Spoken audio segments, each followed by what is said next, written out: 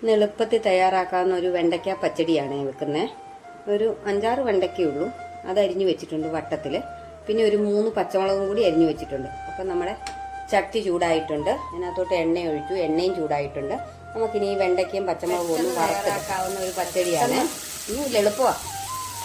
പിന്നെ എൻ്റെ ഈ ചട്ടി കണ്ടിട്ട് ആർക്കൊന്നും തോന്നരുത്, എന്നാന്ന് വെച്ചാൽ എൻ്റെ മെഴുക്കുവരട്ടി വെക്കുന്ന ചട്ടിയാണ്. മെഴുക്കുവരട്ടി വെച്ചാണ് ഈ ചട്ടി ഈ പരുവത്തിലായത്. വർഷങ്ങൾ പഴക്കമുള്ളതാണ്. അപ്പം കറുപ്പൊക്കെയായി ഇരിക്കുന്നത്. എത്ര തേച്ച് കഴുകിയാലും ഇത് വൃത്തിയാകുകയില്ല. ഈ മെഴുക്കുവരട്ടിയുടെ പറ്റിപ്പിടിച്ച് കരിഞ്ഞു പോയതാണ്. കുഴപ്പമില്ല. പിന്നെ ആ കൂടെ തന്നെ ഞാനിവിടെ ഇത് തോമരയ്ക്ക തോരനാണ്.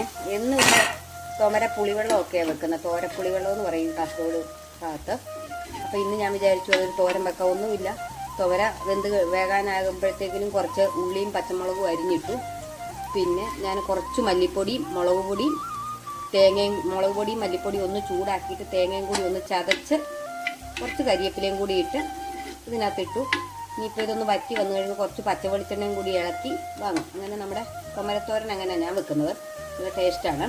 അപ്പോൾ ഇന്ന് നമുക്ക് വെണ്ടയ്ക്ക പച്ചടി, തോമരത്തോരനും മീൻകറിയുമാണ്. അപ്പം നമ്മുടെ വെണ്ടയ്ക്ക ആയിട്ടുണ്ട്. ഇനി നമുക്കിതൊരു പാത്രത്തിലേക്ക് മാറ്റാം. ഇതിനകത്തോട്ട് തൈര് ചേർക്കാം. അതേ ചട്ടിക്കകത്ത് ഞാൻ കുറച്ച് എണ്ണയായിരുന്നു ആദ്യം ഒഴിച്ചത് വറുത്തെടുക്കാൻ വേണ്ടി. അപ്പോൾ കുറച്ചുകൂടി എണ്ണ ഒഴിച്ചു. എന്നിട്ട് നമുക്ക് കടുക് പൊട്ടിക്കുക. ഇച്ചിരി കടുക് ഇട്ട് കൊടുക്കാം. മുളക് മുറിച്ച് ഇട്ട് കൊടുക്കാം. ഇച്ചിരി കരിവേപ്പിലയും കൂടി ഇട്ട് കൊടുക്കാം. ഇച്ചിരി ഉപ്പിൻ്റെ കുറവുണ്ട്. ഞാൻ ആ വെണ്ടയ്ക്ക വറുത്തപ്പോൾ ഒരിച്ചിരി ഉപ്പ് ഇട്ടായിരുന്നു. ശർക്കരയുടെ ഉപ്പിൻ്റെ കുറവുണ്ട്.